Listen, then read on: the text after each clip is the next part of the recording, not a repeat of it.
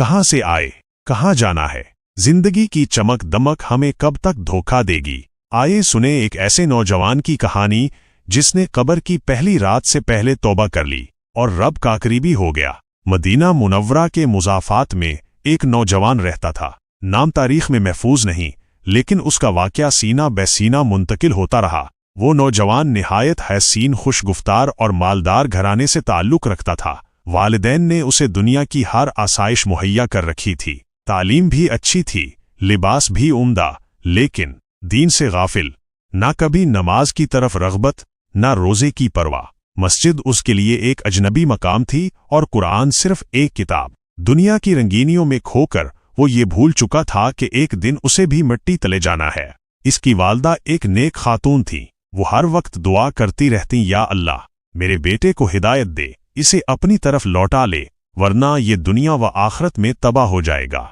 एक रात जब सब सो गए, नौजवान अपने कमरे में बैठा मौसीकी सुन रहा था। अचानक दरवाजे पर दस्तक हुई। माँ ने दरवाज़ा खोला, देखा कि एक बुजुर्ग आलीम खड़े हैं, नूरानी चेहरा, आंखों में अजब जलाल और दर्द। उन्होंने कहा, बहन, तुम्हारे बेटे का वक्त करीब है, उसे होश दिलाओ। अगर वो तौबा ना करे तो अंजाम बहुत बुरा होगा।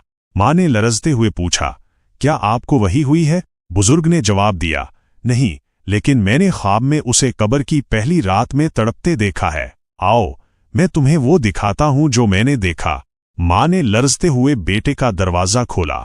आलिम ने नौजवान के माथे पर हाथ रखा और पढ़ने लगे, अल्लाहुम्मा अरिनल हक्का हक्कन वर्ज़ुक़ना तिबाअहु। नौजवान की आंखें बंद हो गईं और एक लम्हे में वो एक अलग दुनिया में था।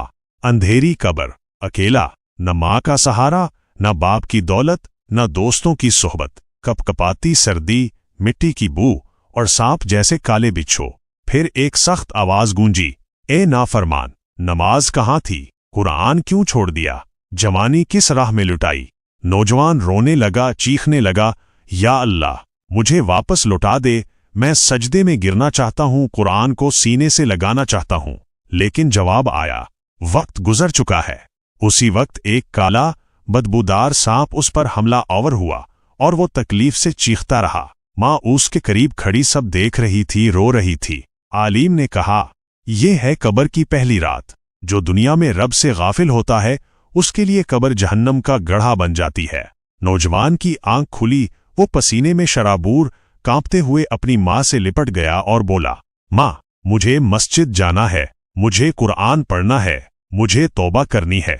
वो रात उस नौजवान की जिंदगी बदल गई। वो फजर की अजान से पहले मस्जिद पहुंचा, इमाम के कदमों में बैठा और ज़ारो कतार रोते हुए तौबा की। फिर वो दिन आया कि लोग औसे आबिद नौजवान कहने लगे, हर नमाज में सबसे आगे, कुरान सीने से लगाकर सोता और सचमुच एक नेक इंसान बन गया। चंद साल बाद उसका इंतकाल हो गया। लोगों ने गवाही दी, हमने उसकी कब्र से खुशबू आती महसूस की है। हमें इस वाक़े से ये सबक मिलता है कि कब्र की पहली रात बहुत सख्त होती है, लेकिन जिसने दुनिया में रब की तरफ पलटने का रास्ता चुन लिया, उसके लिए कब्र जन्नत का बाग बन जाती है।